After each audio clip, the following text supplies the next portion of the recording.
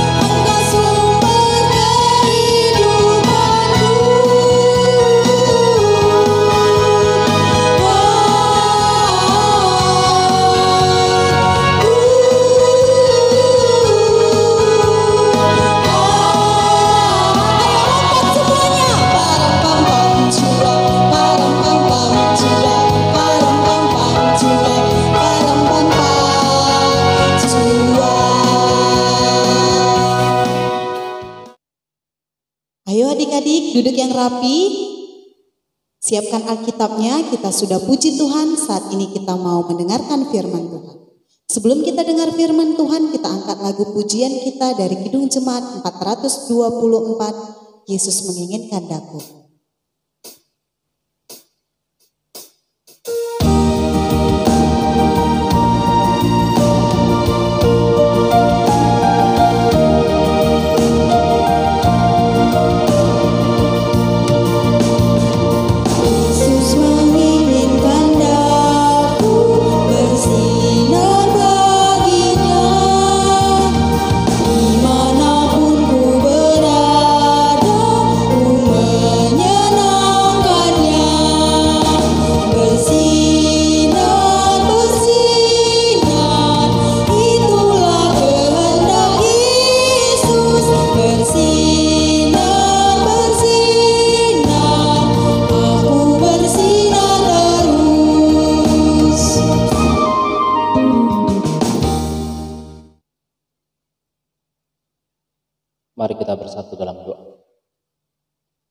Allah Bapa yang baik yang kami kenal, yang kami sembah dalam nama anak Tuhan Yesus Kristus, syukur kepada Tuhan atas segala karunia, rahmat dan kesehatan yang Kau anugerahkan kepada kami, sehingga pada saat ini kami dapat melangsungkan ibadah kami kepada anak-anak sekolah minggu.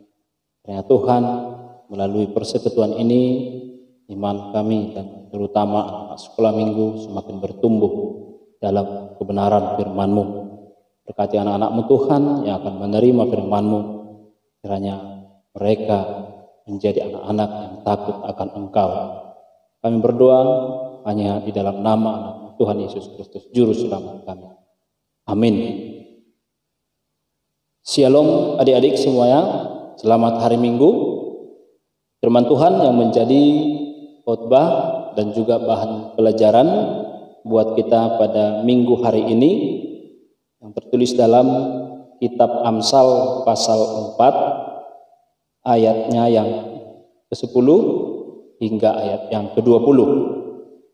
Amsal 4 ayat 10 sampai ayat 20. Begini bunyi firman Tuhan.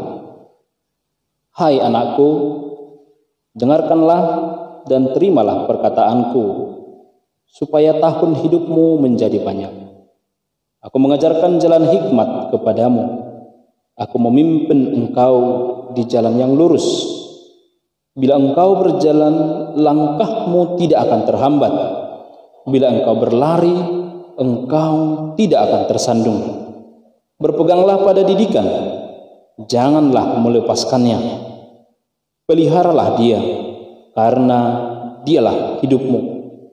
Janganlah menempuh jalan orang fasik, dan janganlah mengikuti jalan orang jahat. Jauhilah jalan itu, janganlah melaluinya. Menyimpanglah daripadanya, dan jalanlah terus. Karena mereka tidak dapat tidur bila tidak berbuat jahat. Kantuk mereka lenyap bila mereka tidak membuat orang tersandung, karena mereka makan roti kefasikan dan minum anggur kelaliman. Tetapi jalan orang benar itu seperti cahaya fajar yang kian bertambah terang sampai rembang tengah hari. Jalan orang fasik itu seperti kegelapan. Mereka tidak tahu apa yang menyebabkan mereka tersandung. Hai anakku, perhatikanlah perkataanku, arahkanlah telingamu kepada ucapanku. Demikian bunyi firman Tuhan. Adik-adik sekolah minggu, pada hari ini kami berharap adik-adik semuanya dalam keadaan sehat dan juga dalam keadaan sukacita. Walaupun memang pergumulan kita bersama belum selesai akibat COVID-19 mengakibatkan adik-adik sekolah minggu tidak dapat bersekutu di gereja, tidak dapat bersekutu dengan atau bergaul dengan kawan-kawannya. Tapi saya yakin dan percaya bahwa sukacita kita tidak akan berkurang. Firman Tuhan pada hari ini mengingatkan kita supaya kita tetap berada di jalan Tuhan. Adik-adik sekolah minggu pasti pernah bernyanyi atau juga tahu tentang lagu sekolah minggu dengan judul Di Dunia Ini. Nah, kira-kira liriknya seperti ini. Di dalam dunia atau di dunia ini ada dua jalan, lebar dan sempit, mana kau pilih? Yang lebar api, jiwamu mati, tapi yang sempit Tuhan berkati. Nah, lagu tersebut punya arti jalan yang sempit itu ada liku-liku, ada tantangan, ada kesukaran, dan juga tentunya ada aturan, ada hukum, ada perintah yang harus ditaati. Nah, makanya dikatakan sempit dan susah untuk dilalui. Tetapi jalan yang lebar tidak ada hambatan, tidak ada aturan, tidak ada liku-liku, tidak ada perintah yang harus dipatuhi. Sehingga dalam jalan yang lebar itu ada kehendak sendiri. Nah, adik-adik yang dikasihi Tuhan Yesus Kristus, dalam nas ini ditentukan bahwa ada dua jalan hidup. Ada dua jalan hidup. Nah, itu penulisnya adalah Salomo sendiri, yang kita tahu seorang raja yang terkenal, yang penuh hikmat, yang selalu bersekutu dengan Tuhan, yang selalu bertanya kepada Tuhan. Nah, sehingga ia diberi Tuhan hikmat ya. Nah, jalan yang dikatakan tadi itu, yang pertama adalah jalan hidup orang yang benar, ya, jalan hidup orang yang benar. Nah, apa artinya? Yaitu dengan jalan hidup orang yang benar itu didapat dengan mendengar nasihat dan pengajaran, didikan. Maka ketika mendengar dan melakukan didikan, maka ada buah dari mendengar dan melakukan didikan itu. Nah, sesuai dengan firman Tuhan ini dikatakan buahnya adalah lanjut umur. Jadi tahu kan titah kelima, hormatilah ayah dan ibumu dan seterusnya, supaya lanjut umurmu, pasti sudah hafal. Nah, itu yang pertama, lanjut umur, tahun-tahun hidup bertambah. Nah, yang kedua, saat berlari tidak tersandung. Kenapa? Karena dia sudah tahu ada aturan, dia sudah tahu ada suatu hukum yang berlaku di situ, maka dia tidak melanggar sehingga dia tidak tersandung ya. Nah, kita memperoleh itu dari didikan dan pengajaran tadi. Dan yang ketiga dikatakan saat melangkah tidak terhambat ya, tidak terhambat. Tidak ada hambatan ketika ia melangkah. Dia sudah fokus pada tujuan hidupnya. Nah, yang keempat dikatakan masa depan semakin hari semakin bersinar, masa depannya cerah. Dari mana dia tahu masa depannya cerah? Ya dari didikan yang ia terima, dari pengajaran yang ia terima. Nah, dari manakah kita mendapat pengajaran atau didikan? Bisa dari orang tua, bisa dari guru, bisa dari parhalado, bisa dari yang lebih tua dari kita. Nah, itu sumber pendidikan bagi kita semua, terutama adik-adik. Nah, yang kedua dikatakan jalan hidup orang fasik. Orang fasik, orang berdosa, orang yang tidak mengenal Tuhan, orang yang melawan Tuhan. Nah, ketika berjalan dalam jalan orang fasik, artinya adalah melakukan sesuatu yang tidak sesuai dengan kehendak Tuhan. Tapi yang ia lakukan adalah kehendaknya sendiri. Dia tidak bertanya, dia tidak mau menerima pengajaran, dia tidak mau menerima didikan, dia tidak mau menerima teguran. Kalau dia salah, dia tidak mau marah, ya. Nah, saya yakin adik-adik adalah orang yang adik-adik anak-anak sekolah minggu yang mau menerima didikan, yang mau menerima pengajaran. Nah, maka akibat dari ketika tidak mau menerima didikan, ketika tidak mau menerima pengajaran, ketika duduk bersama dengan orang-orang fasik, ketika duduk dengan orang-orang jahat, maka akibatnya dikatakan tidak pernah merasa puas sehingga merencanakan yang jahat setiap hari. Nah, itulah pekerjaannya. Dia tidak puas. Apa yang dia peroleh dia tidak mampu bersyukur. Apa yang ia dapat selalu kurang. Karena apa? Hari-harinya selalu terbuang. Contohnya main game, ya, main seharian, tidak ingat belajar, tidak ingat bekerja di rumah, tidak ingat istirahat, sehingga ya pekerjaannya, apa yang dilakukannya adalah pekerjaan yang tidak berguna, yang sia-sia. Nah, sehingga ia akan selalu merasa kekurangan. Nah, yang kedua dikatakan selalu hidup dengan ketakutan. Karena apa?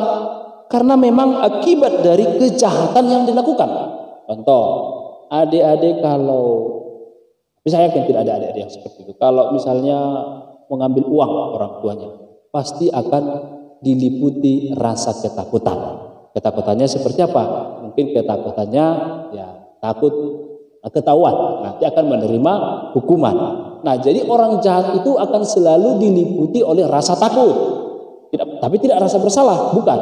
Rasa takut. Kalau rasa bersalah itu berarti dia itu mengarah kepada perubahan diri. Ini tidak. Tapi takut ketahuan aja. Nah, ketika tidak ketahuan, maka dia akan mengulangi. Dan itulah yang dilakukannya setiap hari. Rencananya itu setiap hari. Yang ketiga dikatakan masa depannya suram. Karena apa? Tidak ada perencanaan dalam hidupnya. Karena dia tidak belajar. Karena dia tidak menerima didikan. Karena dia tidak menerima pengajaran, dia tidak menerima hikmat, sehingga apa modalnya di masa depan? Tidak ada. Nah, makanya kalaupun disuruh belajar adik-adik, itu adalah modal kita di masa depan. Bukan supaya pintar saat ini, bukan. Tapi ingatlah, itu adalah modal kita di masa depan. Karena zaman semakin maju, tantangan semakin berat, maka kita harus juga lengkapi diri masing-masing agar tidak ketinggalan. Jadi dia telah belajar, ya, apapun yang mau dipelajari, apapun yang mau diterima dari sekolah, walaupun memang situasi yang tidak menguntungkan sekarang lewat online, lewat daring, mungkin membosankan, tapi itulah konsekuensi dari apa yang kita terima sekarang. Nah, jangan lelah menerima didikan. Kalau salah ditegur, ya minta maaf dan mau memperbaiki diri. Itu yang perlu. Nah, sehingga apa yang dicita-citakan itu tadi seperti jalan orang fasik itu tidak suram. Maka kita bisa, makanya adik-adik semua pasti punya cita-cita ya. Kalau belum punya cita-cita, tentukan sekarang apa cita-citanya. Ya, misalnya cita-citanya mau jadi polisi, mau jadi dokter.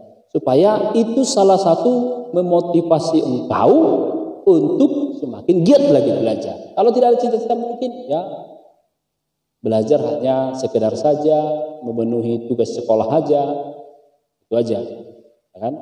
Makanya ya, tentukan cita-citamu, apa yang menjadi cita-citamu supaya engkau fokus pada pembelajaran untuk meraih cita-cita tersebut. Nah, memang berat untuk meraih cita-cita, tapi Tuhan sudah menyiapkan yang terbaik bagi kita. Tuhan mau melihat sebagaimana besarnya usaha kita untuk meraih cita-cita itu. Sebenarnya Tuhan bisa saja memberi itu dengan cuma-cuma kepada kita, tapi bukan begitu Tuhan yang kita kenal. Tuhan yang kita kenal itu adalah Tuhan yang memberi jalan, dan jalan itu harus dilalui. Itulah yang disebut dengan proses. Jadi orang beriman itu, anak-anak sekolah minggu, bahkan orang tua juga semuanya mengalami proses. Ya. Pejabat-pejabat sekarang mereka mengalami proses karena belajar menerima didikan. Menteri-menteri bahkan presiden juga. Jadi jangan pernah adik-adik sekolah minggu berpikir seseorang jadi presiden itu atau jadi menteri itu, jadi polisi itu sudah ditentukan sejak lahir. Tidak ya. Tetapi itu mereka lalui dengan proses, yaitu belajar dulu. Nanti setelah tiba saatnya untuk meraih cita-cita itu ada tahapannya. Jadi jangan kecewa ya. Jadi idolailah seseorang yang menjadi panutan dalam hidup. Bisa itu atlet olahraga, bisa itu menteri, bisa itu pejabat negara. Tapi jangan diidolai yang tidak baik. Nah, jangan diidolai karena rambutnya memang potongannya bagus, tapi karena dia dalam hidupnya baik, jadi panutan, jadi contoh dan sukses. Gitu ya. Nah, itulah manfaat pengajaran tadi. Makanya dalam kitab Mazmur juga ada di kitab Mazmur pasal 1, nah dikatakan di situ bahwa ada perbandingan antara orang yang baik dan orang yang tidak baik. Orang yang baik itu pasti akan selalu berbuah, walaupun dimanapun ia berada. Tetapi orang yang tidak baik itu, dia seperti sekam yang ditiup angin. Artinya yang ditiup angin artinya apa? Dia tergantung kepada kekuatan angin, tergantung kepada hal yang lain. Jadi tidak ada prinsip dalam hidupnya. Nah, kita tidak seperti itu. Orang Kristen adalah orang yang penuh dengan berjuang. Harus, tidak boleh tidak berjuang. Tidak ada yang instan kita peroleh, ya. Semuanya melalui berjuang. Oleh karena itu, seperti kita tahu Raja Salomo tadi yang terkenal dengan kebijaksanaannya, pasti tahu kan? Apa contoh kebijaksanaan Raja Salomo? Itu ketika dia menimbang kesalahan dua orang ibu, dia berdoa dulu. Padahal dia baru raja, dia belum pengalaman sebagai seorang raja. Tapi dia berdoa kepada Tuhan, ya Tuhan, berilah kepada hamba hikmah. Berilah kepada hamba hikmah untuk menimbang perkara ini. Dia meminta hikmat, dia tidak meminta kerajaan yang luas, dia tidak meminta tentara yang kuat, tetapi dia meminta hikmat kepada Tuhan. Dia tahu akar dari segala sesuatunya adalah hikmat. Ketika kita berhikmat, mempunyai pengetahuan, itulah akar segala sesuatu. Berarti ketika punya pengetahuan, dengan pengetahuan kita bisa melanjutkan hidup. Dengan pengetahuan, dengan hikmat, kita bisa mencari cita-cita kita, meraih cita-cita kita. Nah, itu yang dilakukan oleh Salomo. Dia meminta hikmat. Hikmat itu apa? Yaitu kemampuan untuk membedakan mana yang baik dan mana yang buruk. Itulah pengertian. Kita harus berhikmat. Dengan cara apa? Kita berdoa melalui persekutuan kepada Tuhan, melalui nyanyian kepada Tuhan, melalui perbuatan-perbuatan kita yang baik kepada Tuhan. Maka ketika kita melakukan perbuatan itu, maka Tuhan akan memberikan pengetahuan kepada kita bahwa kita menjadi pengikut. Oleh karena itu adik-adik, jangan lelah menerima didikan, jangan lelah menerima pengajaran, jangan lelah menerima hikmat dari orang-orang yang patut kita contoh, dari orang-orang yang patut kita terima sebagai didikan, dari yang paling dekat. Contoh orang tua, itulah orang yang paling dekat dengan kita, mengajari, mendidik. Itu harus dihormati, harus didengarkan nasihatnya. Tidak ada orang tua yang memberikan kepada anak batu ketika anaknya meminta ikan. Orang tua selalu berusaha melakukan yang terbaik bagi anak. Hanya juga adik juga harus mendoakan orang tuanya. Doakan supaya sehat-sehat, doakan supaya berhikmat juga, doakan supaya lancar dalam bekerja. Nah itu berdoa. Dari siapa lagi kita menerima hikmat? Dari guru-guru sekolah minggu, dari guru-guru di sekolah, dari siapa lagi? Itu mendengarkan firman Tuhan. Firman Tuhan adalah hikmat yang diberikan kepada manusia supaya manusia itu tidak menyimpang dari jalan yang benar. Marilah kita berlomba-lomba untuk melakukan firman Tuhan, karena orang yang berbahagia itu adalah Alkitab mengatakan orang yang berbahagia bukan orang kaya, tetapi orang yang mendengarkan dan melakukan firman Tuhan. Itulah orang yang berbahagia. Amin. Kita berdoa. Terima kasih Bapa yang baik, Allah yang Maha Kuasa. Pada kesempatan ini Tuhan, kami telah beribadah bersama-sama dengan anak sekolah minggu, walaupun melalui ibadah live streaming ini, melalui online Tuhan. Tapi kami yakin dan percaya tidak mengurangi sukacita kami, tidak mengurangi pengajaran yang Tuhan berikan kepada kami. Kami tetap bersukacita Tuhan, karena pada saat ini kami masih memperoleh kesehatan, dan itulah harapan kami ke depannya Tuhan. Itulah doa kami Tuhan, supaya Engkau tetap berikan kesehatan kepada kami, agar kami dapat melanjutkan kegiatan kami. Berkati seluruh anak-anak sekolah minggu Tuhan yang ada di tengah-tengah gereja HKBP Seresut Martoba ini, agar menjadi anak-anak yang berhikmat, yang taat akan pengajaran orang tua, yang taat akan firman Tuhan, supaya mereka bertumbuh dan berkembang menjadi anak-anak kesukaan di hadapan dan juga di hadapan orang tua mereka Tuhan. Bantu mereka Tuhan dan juga orang tua mereka dalam pekerjaannya, agar dapat membesarkan anak-anak yang Engkau titipkan pada mereka. Terima kasih Tuhan. Ampuni kami dari segala dosa dan pelanggaran kami. Hanya di dalam nama anak-Mu Tuhan Yesus Kristus kami mengucap syukur kepada-Mu. Amin. Ya, adik-adik semua, kita mau mengumpulkan persembahan kita. Ayo, berikan persembahannya yang terbaik buat Tuhan. Lipat persembahannya yang bagus. Dan angkat persembahannya, kita sama-sama mengatakan, Tuhan, ku berikan persembahanku dengan tidak berbohong. ya sambil kita bernyanyi, sejuta, sejuta, sejuta.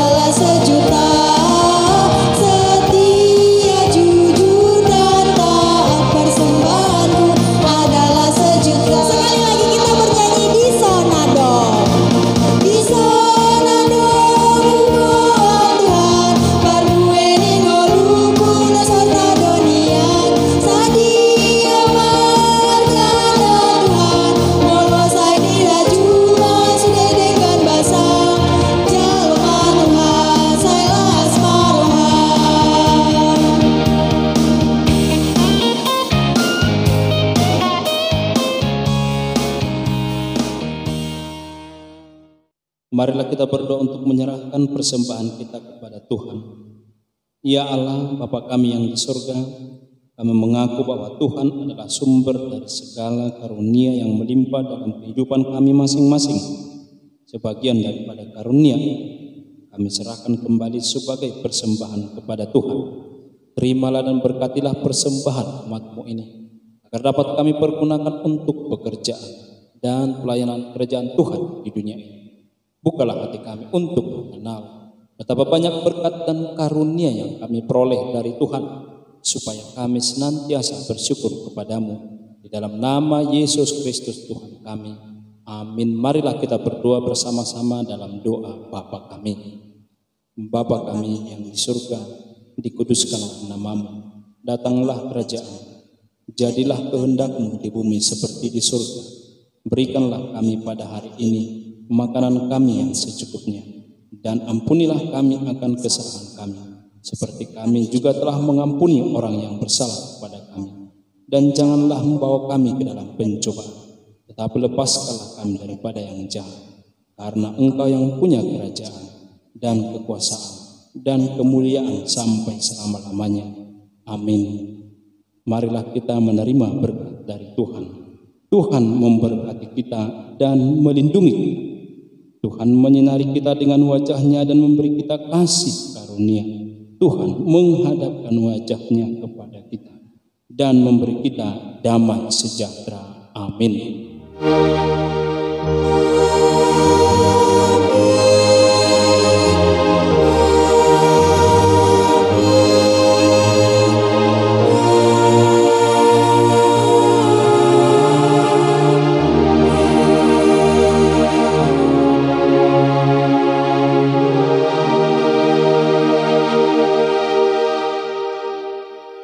Selamat hari Minggu adik-adik, selamat bertemu minggu depan. Tuhan Yesus memberkati.